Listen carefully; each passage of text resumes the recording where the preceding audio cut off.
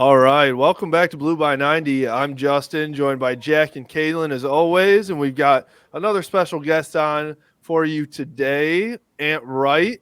You might have seen him on Twitter before. You might have seen him in a Michigan basketball jersey before as well. Ant, thanks for joining us today. How you doing, man? May have me blocked. Just muted. I'm Just good. muted. No. I'm good, man. I'm good. Well, thanks for joining us. Yeah, man, it's definitely fun to go back on social media with you. I know a lot of people that follow us also follow you. So it's definitely fun. You might have them blocked too. How many people do you block on Twitter as well? I people think I'm like weird, but I block a bunch of people named Ant Wright. And There can only be one. right. And then what's funny is like the one Ant Wright that I don't have blocked, he's also on YouTube. And we actually had like a back and forth like a year ago where like I hit him up and I was like, I'm the real Ant Wright, like who you think you are? And he's from like England, so he was using like he was saying things like he was like I have longed for this moment and all this stuff. and like he called me a knave. I'm like, I've never been called a knave before. Jeez. But What's a knave? no, man, I have no clue. To this day, I have no clue. No, let me see what knave means. No, No, but pull like Urban Dictionary or something. nah, but like knave. It's like KNAVE. It is a dishonest or unscrupulous man. That's pretty funny. Unscrupulous. So I like blocked a bunch of Ant Wrights, and I only block you if you are interrupting people's like if you're ruining the user experience. Because like I'll tweet something and like people like reply, and then all of a sudden there's like 5 arguments like breaking out in the comments section. But if you're in there just like spamming just nonsense that has nothing to do with the combo, I'm like, okay, it's not about me. It's like you're not getting one over me. Like I'm trying to save my community from your BS. Then I'll block you. But then I usually unblock after like a couple months. Because just whatever. Yeah. See what happens. Right, exactly. It's like, hey, let's see if they've grown. Yes, out of timeout. It's like, hey, look, are they good now? How are they good now? We'll see. There you go. Well, I mean, it's fun to be part of that community for sure. Michigan Twitter is something. I'll tell you that. It's sometimes the best place to be, sometimes the worst place to be. It just depends on the day. You know what? And it's funny because even though like Michigan Twitter is huge, well, like it's not. That's kind of like why this happens, but like there's like a lot of like niches, little pocket, little groups. Yeah. Some groups are super annoying. Other groups are just hilarious. I'm not trying to get political, but like if you are far right or far left, you hate me. Because I piss both of you off. And anybody like in between there, I'm usually super cool with. Like super chill. Just super chill. But like if you're always like going political in my tweets, I'm like, yo, you're like people like it's like okay, like yesterday someone was like, Ant just rips on conservatives, and like I pull out like tweets like this is me ripping on liberals, right? And then someone goes, oh, Ant's got red pilled, and then I just bring out the tweets about like how it's just ridiculous, man. You're like, shut up, man. I'm gonna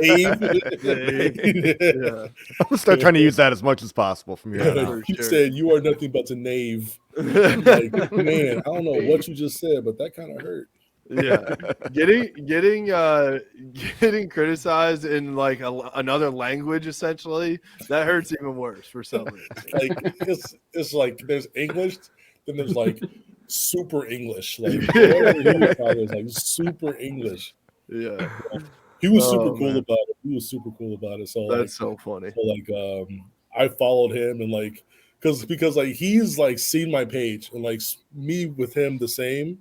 Because like if you put in like Ant Wright, like you'll see all of his stuff on there, and I'm sure when he puts his stuff, he'll see all of my stuff. And like he's been like, I've been waiting for this moment for my whole life and all this stuff. It was so good. It was so good. So good. Yeah. I mean, we try to be chill with just about everybody on social media because like I'm not trying to fight with anybody for the most part unless you are fully coming into the dimensions looking for a fight as well.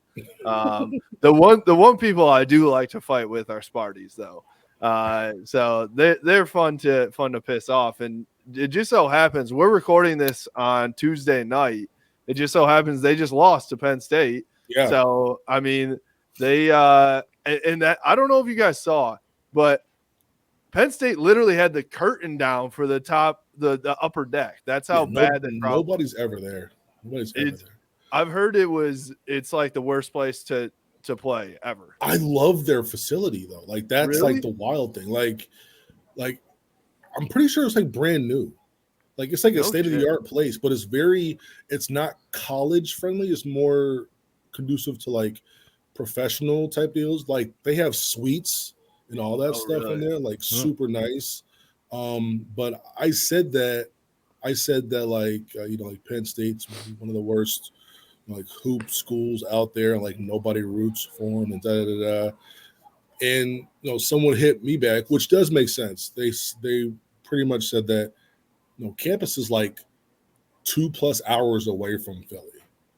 Really? So like if you graduated from Penn State and you're there going to a weekday game, it's just kind of like logistically kind of tough, which I get. I get that too. And they also, if you look, they like sell out that arena for wrestling. Like, and they have like, if you saw it, they hosted, I think it was Iowa last week or something.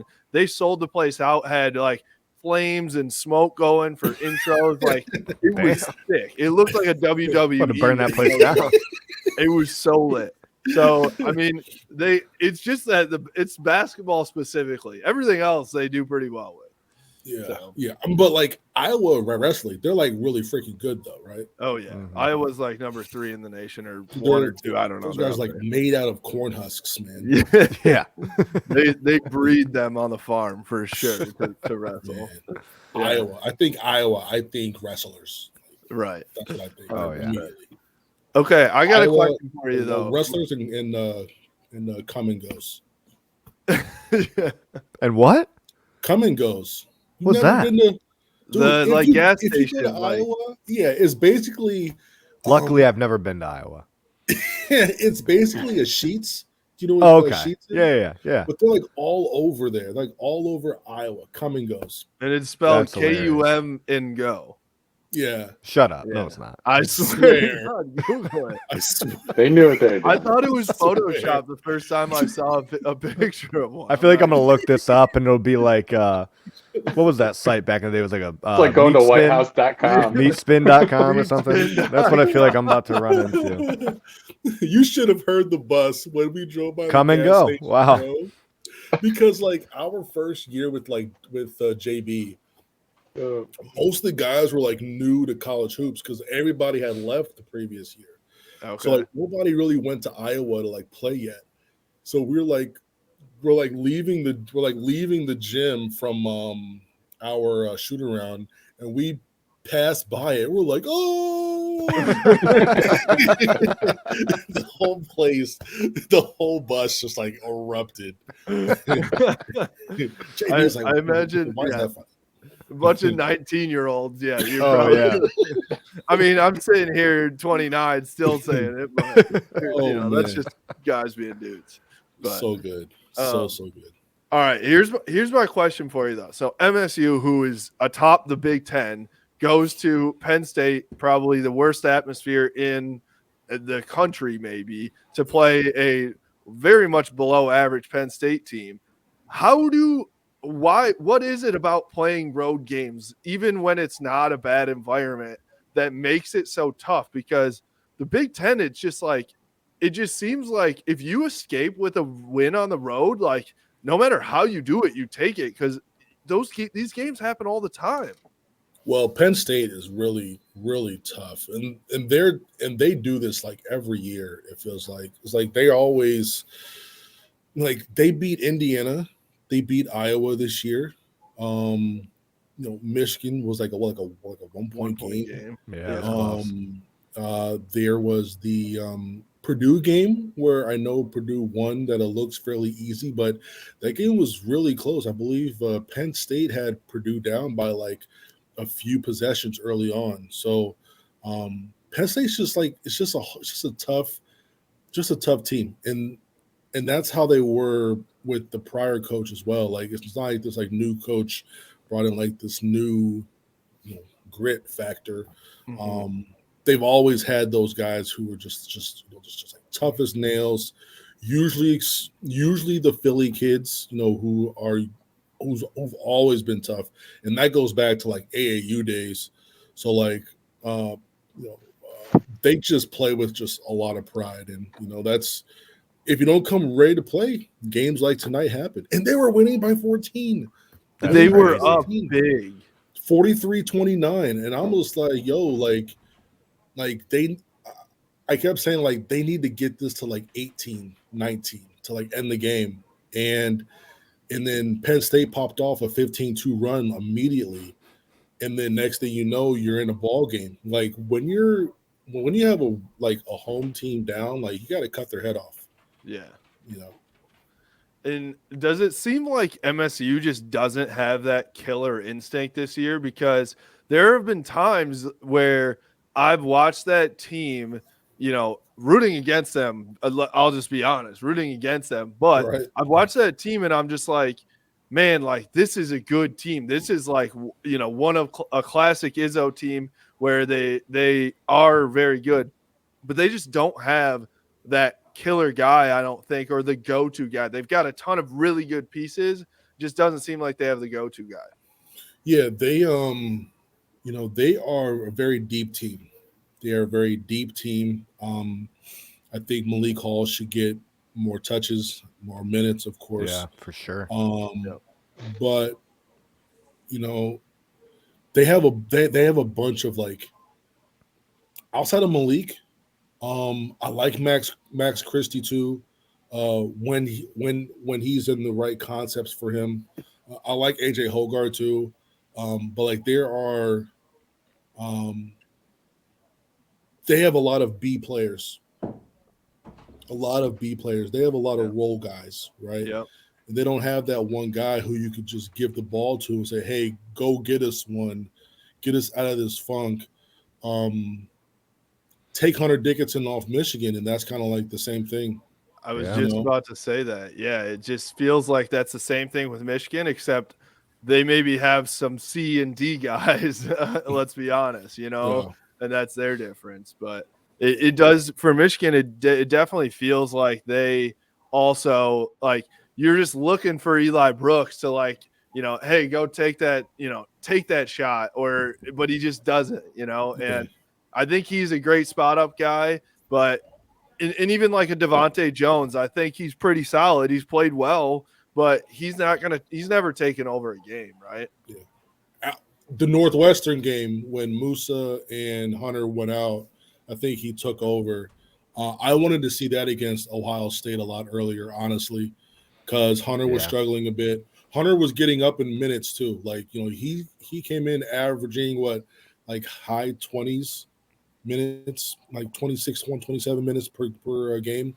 The last four games, he has sat 19 minutes total. So I wonder if that's having a toll on his efficiency. And he's taking more jump shots now, which is kind of saving his legs. Kind of, he might be the best shooter on the team right now. I mean, every time he shoots it, I think it has a good chance. Yeah. And it's just. They're not really trusting their bench right now.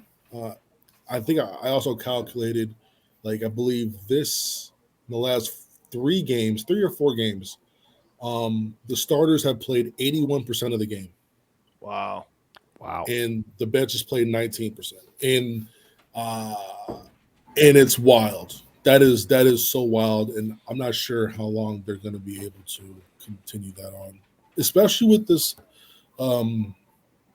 like this end of the season is very important. It's super important.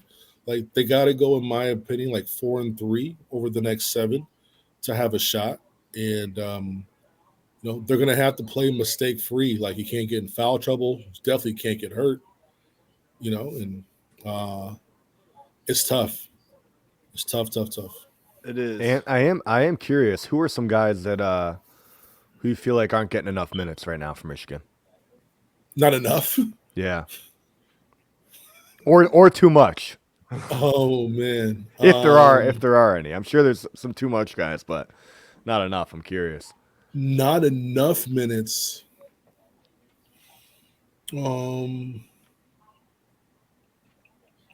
Like, do you think Frankie or Kobe Buffkin should be getting some more minutes? Or you think they should kind of just be kind of chilling where they are? Frankie, maybe, but I think Frankie is someone who should be playing probably between 12 and 16 minutes per game. Mm-hmm. I say that because he should be the only guard rotating in for Devontae and Eli right now. Like you're going to come in the first half and you're going to play what, 7 or 8 minutes. And in those 7 or 8 minutes, Devontae and Eli are going to take turns being in and out. Same thing in the second half. Take turns going in and out. And then what you have is Devontae and Eli aren't playing 37, 38 minutes. They're now playing 32, 33. And they have their legs a little bit better. They're able to see the game once they're out a little bit more. And that helps out your depth when it comes to Frankie, getting him more experience. So you're going to need him, down the road if someone does have foul trouble or if someone is hurt or a little bit dinged up and they need to be out for more than just several minutes. Also, I know there's a lot of, Brandon Johns people who are sick of Brandon Johns. Brandon Johns defensively has been one of the better rated players on this team. That's why let's go to the Ohio State game then. Down the stretch, EJ Liddell is dominating Michigan, and Juwan Howard has Terrence Williams trying to guard him. And that was mouse in the house. Liddell is a huge dude. Did you see his? This is very Dan Dockery. Uh-oh. I'm sorry. Very Dan Dockery. But did you see EJ Liddell's legs on TV? They are massive. He's a big boy. 2 oak trunks. I'm like, oh my goodness, this guy, 6'7", all of 245. I mean, he was at Big Ten Media Day, standing next to my guy. I call him Carlos Snoozer. But he's standing next to him. Carlos is about 6'6", 6'7". He played center Division II or Division III. And he made him look tiny. I'm like, this is a ginormous human being. And putting Terrence on him was wild. And I'm not sure how that happened, but that was a wild sequence for sure. It was super frustrating because I also I'm not sure right now what Terrence Williams gives you on either end of the court that Brandon Johns can't. Maybe a little bit better 3-point shot, I guess, but I like Terrence Williams. I think he's probably a good kid and all that, but he's a tweener that doesn't he's not great at anything. They're playing him at the 3 also. So he'll play at the 3 with Moose at the 4, or when it's him and Caleb, and then you're playing EJ, knowing that Hunter has Kyle Young, you're either gonna have Caleb or T Will on EJ, and that's just food. Bad matchup. That's a buffet. It's a buffet. Yeah. Man. And speaking of Caleb, I think it's very fair to say he's been underwhelming for Michigan this year. And Are you worried about him in the long term? Because what I see from Caleb Houston is, he's going to get his shot will come for sure. He's already shown that he can shoot. It's going to, get more consistent. What more so concerns me is zero initiative to get to the bucket ever. And that's not his game. That's ever. not his game. I didn't look at his recruiting much. Really, he never does that. So he is like what made him so good on those teams is that when he's like a super Eli Brooks. That's who he is. If you took Eli Brooks and you gave him the Captain America's juice, that is who he would be, minus the athleticism.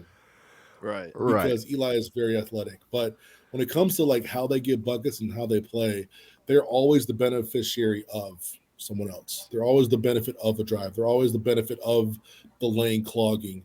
They're always the benefit of really good spacing where they don't need to combo dribble. It's 1-2 to the basket.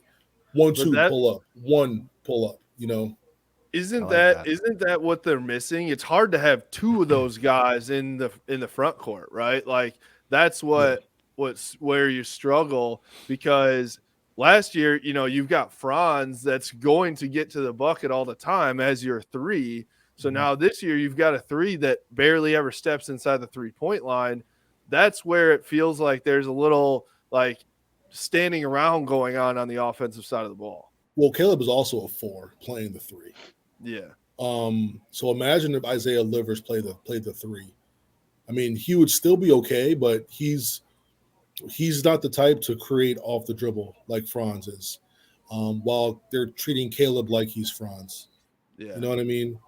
So like that's just not him. And then on a team that doesn't really have a lot of creation, that's where you have the issue of trying to force guys who have the ability, maybe not the confidence or the skill set, but the ability to, then that's why sometimes it looks kind of funky out there for sure. And I wouldn't mind seeing more Devontae and Frankie playing together, or even a 3-guard lineup, just to mix it up, and maybe leave maybe put like Musa or Brandon at the 4, some size to help out with rebounding. Get on Frankie and Devontae, because Frankie's a hell of an athlete. Go help rebound. Devontae flirted with the triple-double last game. He had 8, 10, and 8. Like, hey, go rebound. It's an automatic fast break. So if they could like you have someone like Illinois last year, at times they played like 3 guards, then like Dosumu was the 4. You know what I mean? And like how hard were they to guard with Corbello, Frazier, Adam Miller, Io? Nobody has the speed to keep up with any of those guys. Nobody. And look, let's face it, even though there may be a mismatch height-wise on the offensive end, coaches are not going to abandon what they do just to go post up their 6'7" wing, who that's not what you worked on for the last several months, and that's just not what they do. If anything, smaller players have much more leverage down low anyway. So yeah, and so the other part of Caleb's game that I've been disappointed with is on the defensive end. I think he's a liability, honestly. Not only is he undersized to play with most 3s in the Big Ten physically, but there have been a lot of times where he just mentally doesn't look like he knows where he's supposed to be at. Yeah, so like coming in, he was a very good positional defender, but a lot of that was with, he was on arguably one of the best high school teams ever assembled. Wow. Yeah. Cade Cunningham, Scotty Barnes, Moses Moody, Day'Ron Sharp, all went first round. 3 of them went lottery, I believe. And then it was him. Oh, and then there's Derek Whitehead, who's also going to go lottery in 2023. That's insane. Who's sick. He is a sick man. Sick. That whole lineup is disgusting. Absolutely disgusting. Yeah. One of the best teams I've ever seen. That's insane. So I do want to ask about Hunter as well. Like, I think Hunter has obviously been the go-to guy for Michigan. Everything runs through Hunter, right? Does that take away from what the offense can do as a whole, though? Are there times where you feel like it's a black hole and like that these guys almost think like, oh, everything we got to do is just get it to Hunter? I wish he shot the ball more, if anything, because like that's just how it is this year, man. Like that's why I need Devontae to be more aggressive, because I know he can be, and he's being guarded by some guards who he's got like 20, 25 pounds on, and you see him at times take advantage of it. He needs to do that more. Because that relieves Hunter. And when he's driving, that helps out Hunter. That helps out Caleb. That helps out Eli big time. Because now they don't feel that pressure to have to be the creator. But no, I love playing through Hunter because he's either going to get you a good shot or he's going to pass it to the right person. They need to go back to when they feed him, keep moving. Because I remember it was like the Rutgers game. I know not a lot of people played because the whole situation, but like Hunter had to score through like 3-4 guys every single time. And then they played Illinois without Hunter. Then that following game, like they did a really good job at when Hunter caught the ball, guys were cutting off of him, top side, bottom side, the back side was moving, screening for each other. Guys were like rotating. Now guys are kind of going back to like kind of looking and staring. They got to get back to moving because he's a pretty good passer too. So he is getting guys moving, and it should be a lot better. Yeah, we talked about this last time. I think when we were recording. Like, that's what I love I love seeing the offense go through Hunter when, like you said, the rest of the offense is moving. Because if there's another, defender that collapses on Hunter, somebody's open, and typically I feel like he finds them, and typically it's Caleb Houston at the 3-point line. So I don't know why they're abandoning that or going away from it. But it seems like anytime like that happens and Caleb's open, it's 3 points. So good things happen. I don't know. Good things happen. Right. Do you like Hunter's 3-point celebration too? Do whatever I don't care if you flick off the home crowd. Do whatever. You just hit 3 points. You can do whatever you want over the next 6 seconds. Those 6 seconds are all yours. Oh man, you ever do that? Flick off the home crowd after hitting a 3? No. Did you do anything? What was your go-to? I used to do this thing where, if I was, really feeling it, I would, hit the shot, and I look at the bench and just, do something, I don't know, weird. And, I always chew gum. So, whenever I was, hot or, I would, hit 2 in a row, I started chewing, my gum real hard, apparently. So, that was my whole thing. Just, chew, a big wad of gum and just do whatever, man. Just have fun. There you go. I was gonna say you're an Oak Hill guy, right? I was wondering if you did the Carmelo at all. No, what I did was Coach told me to chill the F out, but so my senior year we're playing in Houston. I believe the game is on ESPN, and Michigan was recruiting me pretty hard, and they were at the game front row, opposite side. So my dumb ass, I hit a 3 from 25 feet, right, and then I put I go like this, right above my head, like a big S, and that means Sterling, right? Because that's where I'm from, Sterling, Virginia. Okay, all right. Coach goes, what type of gang shit did you just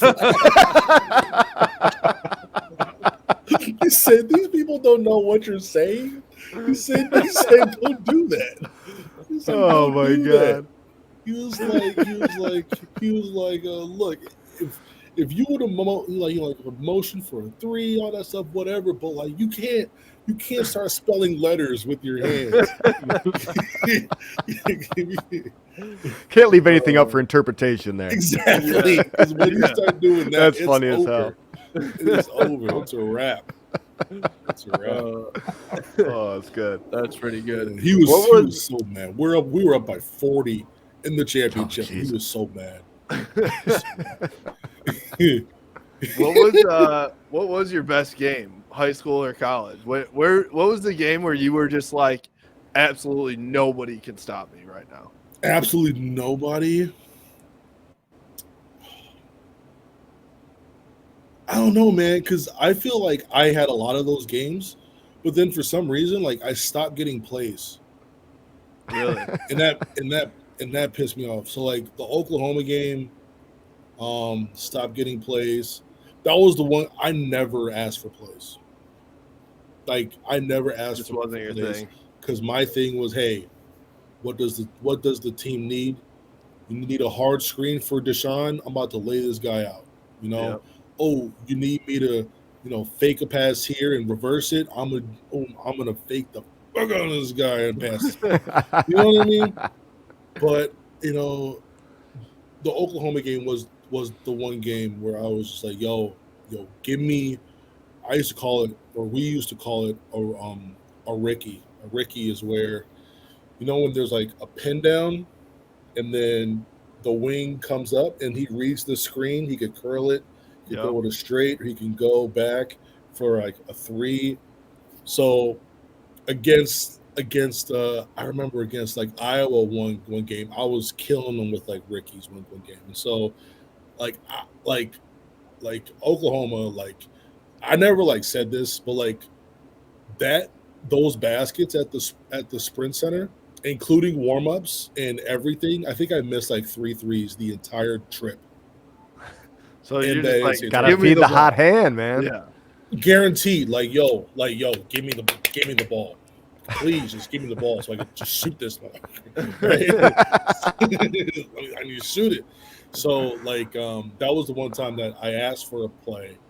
I didn't ask again because I felt that was out of place.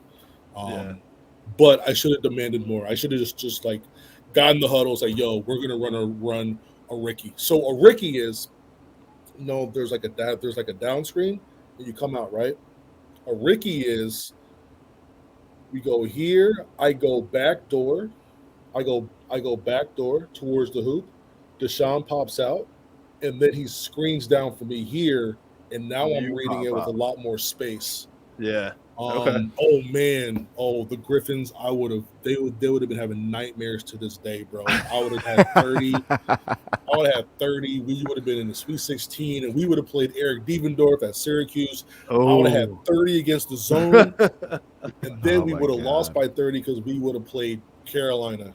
Was that Hansborough? Who I was gonna say Psycho T. That must have been Psycho that was T's year, huh? Hansborough, that was like Lawson, that was Ellington. Oh that my team was God, so that good. team was good. But I would have loved to play that game because I grew up with Ty. I grew up with one of their shooting guards, Marcus Ginyard. Guys who I've known since I was like middle school, and that would have been super cool. That would have been super, super cool. But yeah, like that's one game. Man, there was this game in Philly. We played. Danny Hurley was coaching them. No shit. He was coaching St. Benedict's, and on this team there was like 5 high major players in the starting lineup. Like one went to Marquette, Seton Hall, Louisville. Lance Thomas for Duke was there. Damn. This team was like stacked, so good, so good. And I hit like 3 threes from not even lying, probably like 30 feet. just like letting it go. just like Steph Curry. just like letting it rip. And then my favorite player was Antoine Walker. Oh, okay. Right. So after I hit my third one, the commentator. So this is on like ESPN. Commentator goes. He starts talking about how Antoine. He started talking about Antoine Walker. Said that there needs to be fours, and like that was a four that Wright just shot, and like that was like that like tripped me out. I was like, oh, Antoine Walker, you know. That's pretty cool. You had that yeah, saved to your iPod Touch back in the day. Exactly. Exactly. No, man, but like I don't know. I don't know, man. Like I don't know. Like if you look at my percentages, like you're like, yo, this guy can't shoot, but like it's hard when you don't know how much minutes that you'll play. Like Right. you're always ready, but you don't know how many minutes you're gonna play. You could play 4, it could be 25, it could be a DNP, and then when you're in, people don't understand like touching the basketball, like going through a game for 5 minutes and touching the basketball like twice. And on that second touch, you're expected to hit this big three. It's tough. Yeah. It's a bit You don't tough. got to feel for the ball, right? Exactly. It's like you got to feel the little dimples and feel how the ball, just like being able to just, you know what I mean?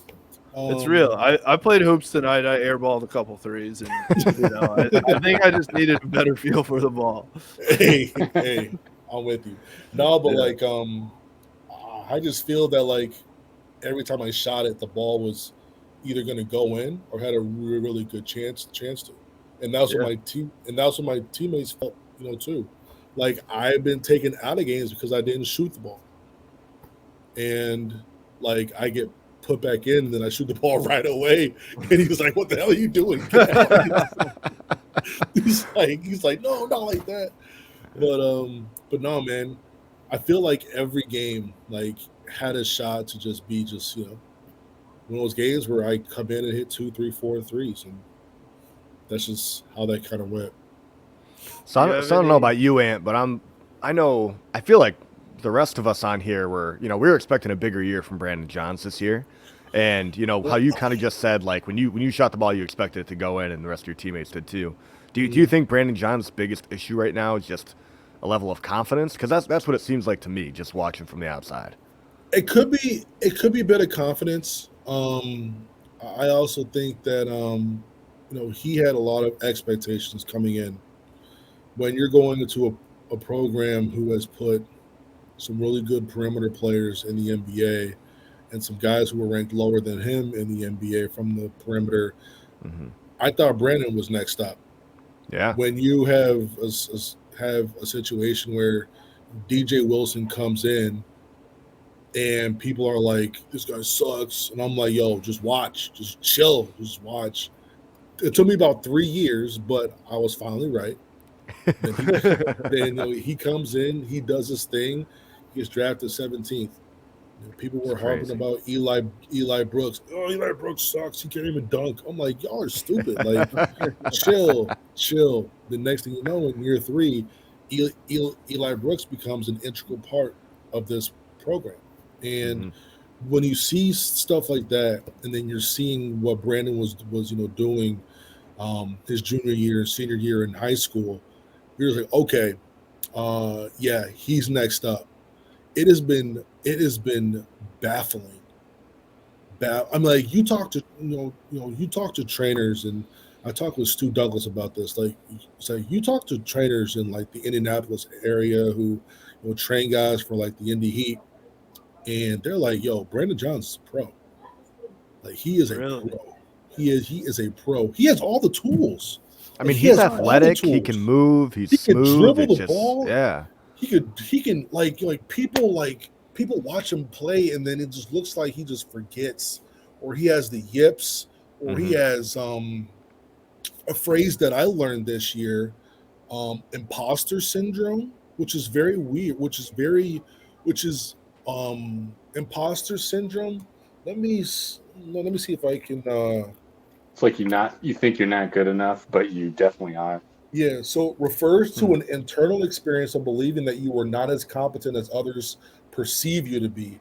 While this definition is usually narrowly applied to intelligence and achievement, it has links to perfectionism and the social context. Huh. So, imposter syndrome, like this is coming from a dad who has two sons playing Division One basketball, and he mentioned imposter syndrome. And I had to Google it. I'm like, yo, that sounds like some deep stuff. Let me see what that's about. And I'm like reading articles about it, and I'm like, this explains so much. It It explains does. everything. Whether it's Wow. him or whether it's something that I went through, maybe at Oak Hill. Because being at Oak, that was mentally taxing. Like, yeah, it was fun, but at the same time, bro, like, whew, I mean, you it's guys are tough. full of expectations there, right? I mean, you Yeah, were. I mean, like you have all the expectations, and you're playing with dudes who are going to be in the league in 1 to 2 years, Yeah. and all this stuff, and like with like Brandon, like look whose roles he's filling, That's and true it's too. like he's from East Lansing, and like you like it's like you wonder what he's dealing with, and it's 100% between the ears, and you know uh I'm not saying that like that's like a bad thing, but as as long as he is as long as he's able to um as long as he's able to like he's like trying to improve himself from Hmm. a mental standpoint, like that'll be super dope. So like I've actually like stopped trying to like explain what's going on with him, because a lot of it we probably Don't like know. it's like we don't see it. It's nothing. There's nothing wrong with his game. His game is ridiculous. That dude is 6'8", can dribble the ball. He's athletic. He can shoot it. He can Hmm. do everything that it takes to be an elite basketball player. But between the ears, we don't know what's happening there. We don't know what hesitations he's having with certain things. When he's here on his shot, is his mind like, oh shit, Twitter's about to go off if I airball? Right. Something little like that can just flash in your mind, and next thing you know, you're a little bit off. I And Mhm. I feel like that probably happens. I feel like we've seen it happen to a lot of the 4 and 5 star guys in every sport, right? Where it's like whether it's Kevin Grady back at Michigan, you're this all-state running back at EGR and like insane. You're just the biggest hyped up guy ever, right? And then like you get there and it just doesn't work out. I keep forgetting he was like he was a 5 star, right? Or 4 star? Oh, he was a 5 star. He was. I watched him play in high school, and I was young, but I mean, I'm not kidding you when that was probably one of the best football players I've ever seen. He was putting guys on his back like crazy, and just and he was playing good football players too, like against good teams, and still was just unreal. But He could have gone anywhere. oh yeah, He yeah, could have gone anywhere. yeah. Hmm.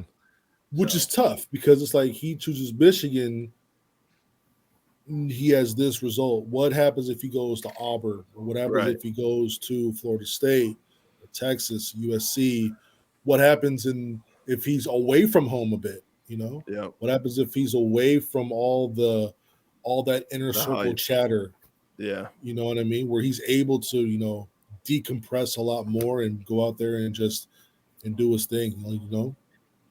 yeah. Where's he at? So It's that it's tough. mental part is definitely like I don't think people give that enough enough thought when you're talking about how guys pan out, right? Well, So people don't take mental issues seriously anyway. It's like, right, like, what do you mean? He has a Division 1 scholarship. He should be. I will be thrilled. Blah, blah, blah. I'm like, shut up, George. Shut up, George. Give me my Yeah. sandwich out of here.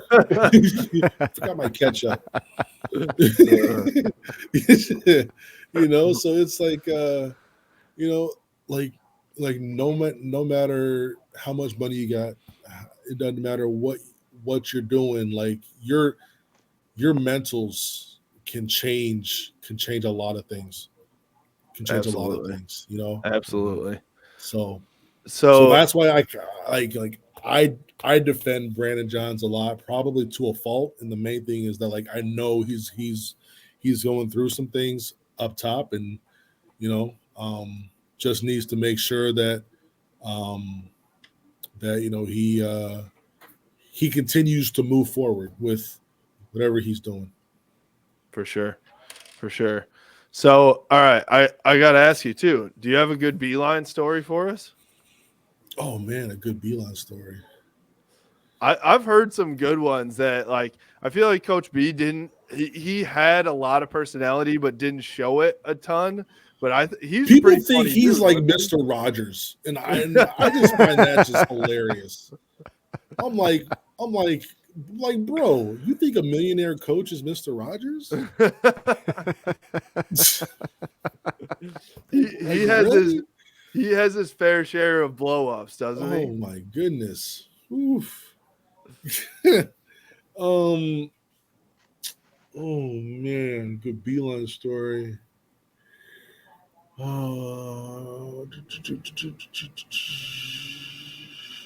I've got one from that I was told by a buddy. He was in an elevator with them at some point, and they were talking about like, oh, we could go out. Somebody said like, oh, we could go out to play Washington next year or something like that for a home and home or whatever. And he just straight up goes, why the fuck would we go to Washington? Mr. Rogers going bad, man. Mr. Rogers. It's like, yo, Took that people sweater off. think he's Mr. Rogers, bro. It kills me. It kills me so much. Jeez, I'm just thinking about I'm like not even thinking about Beeline stuff. Now I'm thinking about all the running we had to do during certain games. Oh God. Well, he did send you every time there was something like you screwed up, you had to go up the bleachers and down, right? Sometimes those bleachers. Sometimes he would roll out a treadmill and put it on 10. You got to run on there for like 10 minutes or something. 10 isn't that fast. 10's not too bad. It's a 6-minute mile. That's nothing. I think 6-minute mile. Yeah. So like, I mean, especially for you guys you back can't in the even make day the too, team. when you're in shape. Yeah, you can't even make the team unless you run a mile in 5:30 or under. No shit. Yeah. So like, so you're telling me like a Hunter Dickinson? I know he didn't play for Beeline, but like that's crazy. He would have had to make the mile in 5:45. Wow. So all perimeter guys. I was a perimeter guy. I had to make it in under 5:30. You're telling me Ricky Doyle ran a 5:45 mile? Yes. Holy shit. Yes, but after I left, I talked to Jordan Morgan, and they had to change a lot of the track stuff. So I'm not. They may have had to stop it. So when John's people don't know this. Hold on. Okay. So look. So when 07, 08, we had Jim Plocky. That's Bev Plocky's husband. Bev Plocky, the gymnast coach. Yep. So Jim Plocky's a football guy, like hockey trainers. Like you still see him on the sidelines during the football games. That's Jim, right? So after that season, Beeline wanted a more like basketball suited like trainer, which makes sense, right? Fair. So in comes oh man, what's his name? His name is Sanderson? No, this is gonna kill me. Give me 1 second. First name is Mike. Barwis? No. No, What would not we Mike be without Barrows. Google?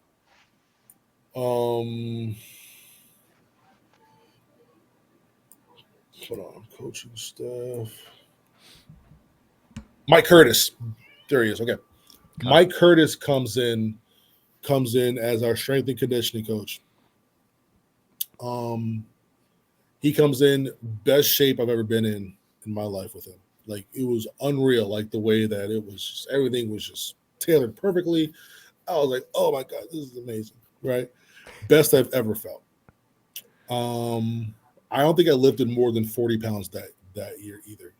Really? Wow. Yeah, it was a lot of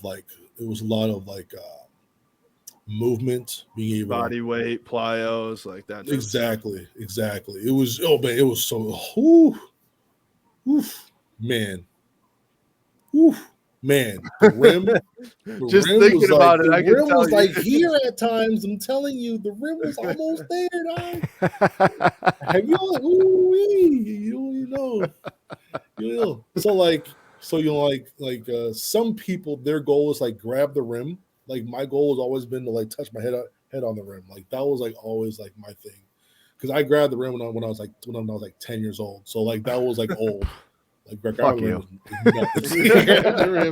Grab the rim is nothing. It's like, okay, whatever. This is boring. Like, that's always been my thing. Is like can I just touch it just one time? That year I was really, really close. But anyways, the strength and conditioning coach job opened up in Virginia, and we always knew Mike wanted to get back because we had got him from the Grizzlies. So he went to UVA. Oh shit. He's still there now at UVA. Oh, wow. He's still there.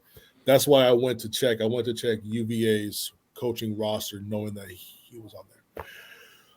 So he leaves, and comes Coach Sanderson. Very similar in terms of body movement, doing all these things. But Coach Sanderson's thing was explosiveness, right? I'm like, let's go. Like, we about to get on that rim, dog. We about to get You're about to be booming on people this year. Exactly. But like during like the summertime, that's when you're like 100% healthy, and that's when you can like get real close. Because as soon as practice starts, that rim starts getting like a little bit higher. Because like now you got to save that energy for the rest of this practice. There's like no point in jumping high. So Sanderson comes in really good with the movement stuff and all this, but big on the explosion. Do you know what part of your body deals with a lot of explosion? Let's see if you guys know. Your ass. And nice. Calves. Your hamstrings. Okay. All right. Your hammies. Like, hey, if you want bounce, do some RDLs, bro. Do some RDLs and some hip thrusts. No wonder why. You'll start feeling real good. I can't stand lifting hamstrings, so that's why I'm like I'm 6'3", still struggling to like grab rim. So yeah. So that is your trick. It's all in the back of the legs. Like, yeah, it's a bit of your calves, but I'm telling you, your hammies, and do some hip thrusts, bro. I'm telling you, right. you'll be feeling real good. Pause. You'll be feeling real good. Nope. We'll see you on the And One tour soon. All of it. So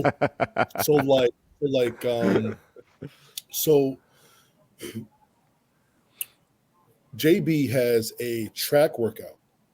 He came in with the track workout, and it's the worst thing to happen to me ever.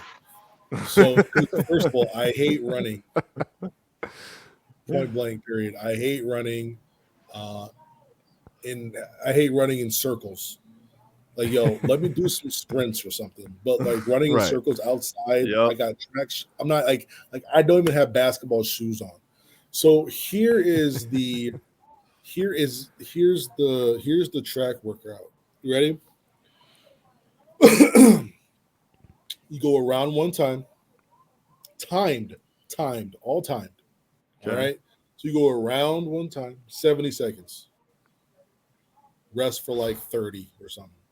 Go around again. That's like a sprint. Yes. Dead Oof. sprint. Go around again, 70 seconds. Rest for 30 seconds. Do a 234. Rest for 20 seconds. Do another 234. Rest for 20 seconds. Do a 100. And I think it was 12 or 13 seconds. I believe it was 12. 112 seconds. Oh We're my God. moving. We are moving, Yeah. bro, right? 12 seconds, right? Rest for 10, right? Do a 100 back in 12 seconds. Rest for 10. Do it all again. Do it all again? Rest for 10, and then you got to run a 470. I think after that What? first 400, I'd be like, you know what, coach? I think I'm just gonna be a team manager. Just Yeah. tell me where the Gatorade's at. Tell me where the towels are. Like, I'll help out, but I don't think this is me. My dad always told me to play baseball. You know? Yeah. True story. Oh my God. So all right. So that was our track workout. We did it twice a week, Tuesdays and Thursdays. In the meantime, we're in the weight room doing explosion drills. Okay. Those two things, they mix together like mayonnaise and salmon. That's what I was just thinking. They did not When mix. your legs are So, just jelly. That's where you like can't walk Done. out of the gym that day, right? done. Man. So I popped my hamstring during the Oh, preseason shit. in 09. Manny Harris popped his hamstring. Blake McLymans, remember him? Yep. He popped his hamstring. And it was all because the two workouts just didn't They just It clash. was just too much They much clashed. stress on the hammies, right? exactly. So and then what happened was after I think after that year or the year after that, um, they eliminated the whole track stuff. I talked to Jordan Morgan. They said, I believe Sanderson talked with JB, like, hey, they can't go be out there doing all this stuff. Given them to me, and we'll do some stuff that'll be more beneficial for him and all that. Yeah. So yeah, it's like, and he's still there killing it, absolutely Oh killing yeah. it. Yeah, But- for sure.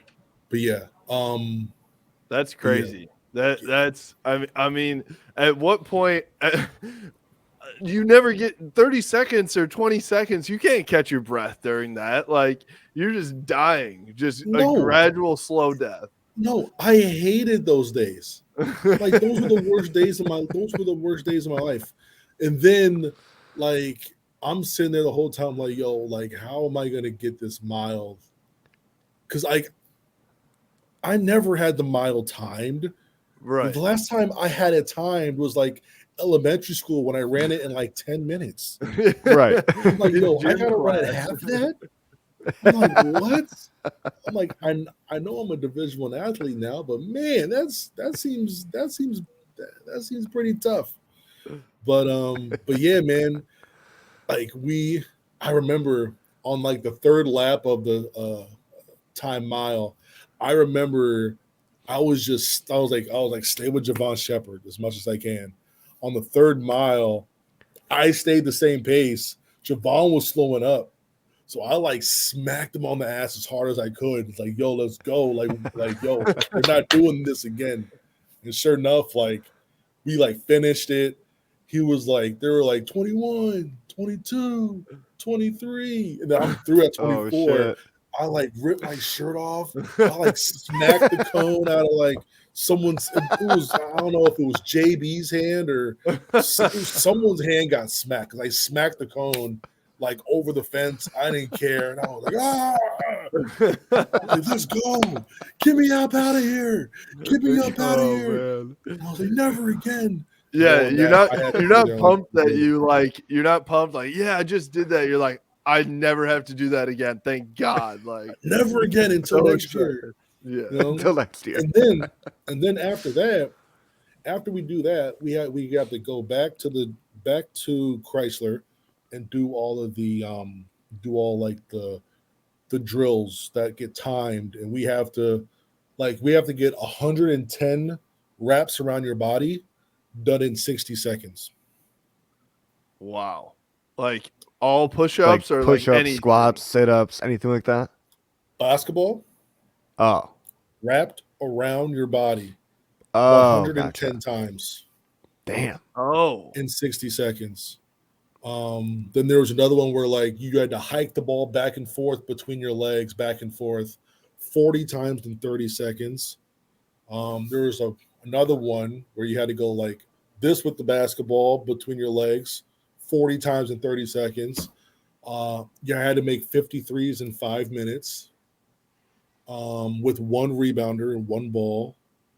Damn. If I'm you just waiting didn't for do these things, you couldn't practice. I'm just waiting for Twitter to blow up with the Ant Wright workout here. Yeah. Dude is man, it's yeah, man, 53s in 5 minutes and then so like I'll see someone on Facebook like I don't know like 2 weeks ago someone on Facebook was like man, my son just did the jump beeline 53s in 5 minutes. He had 73s. I watched the video and he's not doing the drill correctly. And I clicked off of it and I was like, no, I have to tell him. So I go back and I'm like, hey, look, this is the drill actually. It's 3-to-1 ratio. You got to move. You can't just sit on top of the key. Like you got to move around. Like you got to cut a little bit and you got to shoot on the move. And then you got to shoot a mid-range shot. So you can't just zone in on the distance. Right. Anybody can stand in one spot and make like a million. Well, not anyone, but you know what I'm saying. Yeah. But like, you know what I mean? It's like you go 3-to-1 and you're moving, so you can't just zone in on one part of the basket and just sit there, just like nailing them out. So Yeah. he got mad at me. He was like, "Who do you think you are?" I was like, "You know what? Hey, I'm a nobody." Send him the highlights. I'm good. Yeah. Speaking of Twitter too, what's your best dunk on somebody on Twitter? Not in a real game, but what's your like if My you best could go dunker back on Twitter. Yeah. That's easy. That's so easy. It's That got to is be so Dockett. easy. Dockich? No, not Dockich. Not Dockich. That's so easy. So you guys know Chris Castellani, Yeah. Uh-huh. right? Chris, real cool guy. Never said a negative thing. He's Mr. Rogers. Okay. Yes. Yeah. That's Mr. Rogers. Yeah, That's Mr. there you Rogers of Twitter. And like he had to come out with like a statement the other day with like Barstool. And I was like, look, I don't know what happened, but Chris didn't do anything. Right. You know what I mean? Right. You can't I be have whatever zero knowledge of the Portnoy did. situation. Yeah. I have zero knowledge of the situation. I just know that Chris didn't do anything wrong. Like I'll say my piece and that's it. No, but okay. So Chris Castellani, he was just he was just tweeting about something, and this guy is just being a jerk to him. I'm just like For what no are you doing? reason. Like, I'm like, what are you doing? Like, why, right? And like, I'm like, wait a minute. I'm like, Chris isn't going to talk back to this guy. Like, I gotta do something. Right. Pull up his stuff. He's a sexual predator. No. Teacher, What? sexual predator, and his sister was too. And I go, this you with like all the clippings. Oh no. my God. Oh shit. That's like you not only end his Twitter life, you like ended his real life too. Oh shit. Damn. Yeah, you got stuff like that going on. You can't be talking shit to anybody. Yeah, on like, Twitter. right. Fuck, it's man. You gotta start laying low, buddy. He's like, I don't know if that's Yeah. a good idea for you. I'm surprised that guy's on the Holy internet. shit. Yeah, Chris just have a used his burner full account. name. Use his Yeah, full what the name. fuck you doing? Full What an name idiot. and his picture. I'm like, oh my goodness, this is about to be Jesus the guy. man. That's I the felt only like time. Dwayne Wade. Dwayne Wade was like Google, throw me the lob, and now I'm LeBron. I'm like, thank you. Oh my god. But yeah, that was That's the only easily- time I condone somebody using a Twitter egg. Like you should have been a Twitter egg. That guy. Yes. That- Yes, yeah. but yeah, that was by far the best one because I had people who absolutely hate. When I say hated me, like people who absolutely hates me was like, oh my God, this is hilarious. It was that good. Like, dude deleted his entire existence online. It was so satisfying, man. I swear, it was. And for man. Chris too, because like you're defending a great guy's honor too. Yes. Just the nicest dude in the world. Yeah. Yes. And I wouldn't have even like searched like that, but I'm like, this is Chris. I'm like, yo, who talks bad about Chris? It's like Chris is the most pure soul. Yeah. It's like, no, that's not happening. Chris Castellani will not be talked about, not on my watch. Nah, not at all. There you go. At all whatsoever. I love it. All right. Well, we'll leave that as our last question for you. I love it. We Sorry appreciate for the you. line story, but you're good, dude. Oh no, it was great. Yeah. No, we appreciate you coming on, man. I mean, I'd love for you to tell everybody kind of anything that's coming up for you in the future, because I know you're working on a shit ton of stuff right now. We're excited to see what's going on. Man, I got things that I can't even like talk about yet. I got a lot of stuff coming, man. I'm super excited. I'm excited about what's going on with on3.com. I'm still expanding with them. We're doing stuff with the Wolverine, doing stuff with the Wolfpacker over on NC State. Did stuff with Kentucky Sports Radio for their YouTube with the Shade and Sharp. That was a lot of fun. Just the whole recruiting landscape over there. I'm just really excited about that. I